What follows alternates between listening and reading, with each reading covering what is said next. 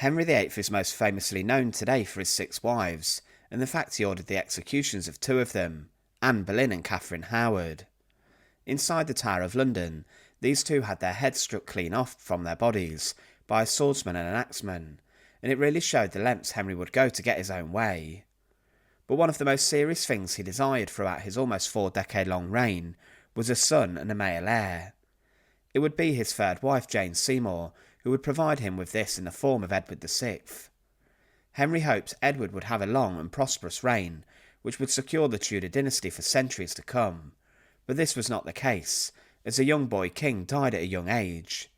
However, Henry did have another son, who had a very tragic end to his short and brief life. Henry the Duke of Cornwall is the forgotten son of King Henry VIII, who would have been the king. However, he died tragically a matter of weeks after he was born. Join us today as we look at this, and remember as always to support our channel. Please make sure to subscribe. Henry VIII and his first wife, Catherine of Aragon, had a rather sad and tragic end to their lengthy marriage, and the dividing factor between the 2 was the king's quest to take Anne Boleyn to bed. However, Anne would not do this until he had annulled or divorced Catherine, which led to the king splitting from Rome and declaring himself the supreme head of the Church of England. But ultimately, in the beginning, the pair were very happily married and enjoyed spending their time together. Catherine had previously been married to Henry's older brother Arthur.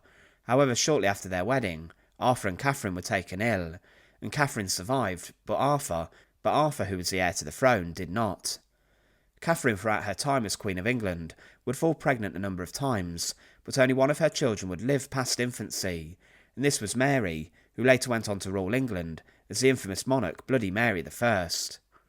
Mary was similar to her mother in the fact they were both staunch Catholics and strongly willed women, but Henry, when Mary was born, ultimately was upset with the fact he had not had a son. But Mary was not their first child, and Catherine had a number of stillbirths and miscarriages before. But Henry declared following Mary's birth that the royal couple was still young and could try again for a son. At the time, England had never had a queen who would rule the country solely in her own right, and many at the time regarded women as second class to men, and with this Henry's desire was for a son and for a next king and not a queen. But what isn't as well known is the fact the Tudor royal couple did have a son that survived childbirth initially, and this lost and forgotten son could and should have been the King of England. Henry the Duke of Cornwall is the lost son of Henry VIII, and he was born on the 1st of January 1511, just a few years into the reign of the notorious Tudor king. He was the first child born living to Henry VIII and Catherine of Aragon, and there were great celebrations across England because of this. Around Christmas 1510, Catherine heard mass and then hosted a huge banquet for the men and women of her court inside of her great chamber.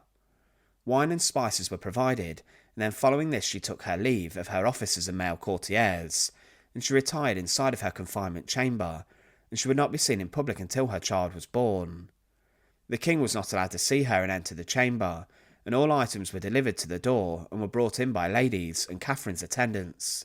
Tapestries adorned this chamber to bring about good images and vibes, but on New Year's Day a son was born. Henry VIII was incredibly happy with this, and he ordered bonfires to be lit in London, and asked the Lord Mayor to organise for the people of London to be given free wine to drink and to toast the life of the prince. Cannons along Tower Wharf fired a royal salute, and things seemed great for the king. Catherine then watched her ladies wash her child, and then preparations were made for the boy's royal household and upbringing. 5 days after the child was born, the prince was taken by his nurse to the church next to Richmond Palace, where he was baptised. Major courtiers from different lands and ambassadors witnessed the baptism, and the child was then named Henry, after his father and also his grandfather, the man who ushered in the Tudor dynasty. He was then given the title the Duke of Cornwall, and his godparents were William Warham, the Archbishop of Canterbury, the Earl of Surrey, and the Earl and Countess of Devon. Lavish gifts from King Louis XII of France and Margaret of Austria were sent, and following the baptism many people retired to Catherine's chamber to pass on their good wishes. She then joined her husband at Westminster Palace, and Prince Henry was kept in the royal nursery at Richmond Palace. A wet nurse, dry nurse, 4 rockers, and other attendants had the important job of tending to the royal prince's needs. However, Henry VIII then planned a huge tournament to celebrate the birth of his heir and the next Tudor king. On the 1st of February he issued a challenge to his friends and courtiers to face him on the tilt yard in a joust. But on the 12th of February, the largest tournament of Henry VIII's reign occurred, and his queen and her ladies sat with him in a large enclosure covered in gold and purple velvet, with the initials H and K embroidered on them. A huge castle centrepiece was brought in front of the queen, and it was pulled by a lion and also an antelope, and the ceremony was very impressive. The king spent a fortune on this, and the joust that preceded included the imperial crown, and it was a very special day. The king was given the challenger's prize, which pleased him greatly. However, within a couple of weeks of the tournament taking place, there would be a huge royal tragedy, as the prince passed away. At the age of 52 days old, Prince Henry, the Duke of Cornwall, died inside of the royal nursery. Raising children during the Tudor times was very dangerous, as many illnesses and diseases could afflict the mother and child. However, it's believed that the death of the child was very sudden, and it took the royal couple by surprise. They were not at Richmond Palace for this, and neither were they summoned, meaning that the death took people by surprise. It's believed he may have been taken ill a day or two before, or that he may have suffered from sudden infant death syndrome. However, the death was a huge tragedy for the royal couple, and the child was buried with all the honours of a prince. The king and queen did not attend the funeral, and trusted courtiers went in place of them. The prince was buried inside of Westminster Abbey, and the tiny coffin was taken down the River Thames to Westminster from Richmond on barges draped in black. The route was lined with candles and prayers were chanted as the body entered the abbey, and then the monks took possession of it, before it was then lowered into a grave. It's not entirely known where Henry the Duke of Cornwall's small coffin was buried, but it's believed to have been on the north side of the sanctuary area, near to the chapel of St Edward the Confessor. It was a very sad end for the royal prince, but if Henry the Duke of Cornwall would have lived, he would have gone on to become the next King of England.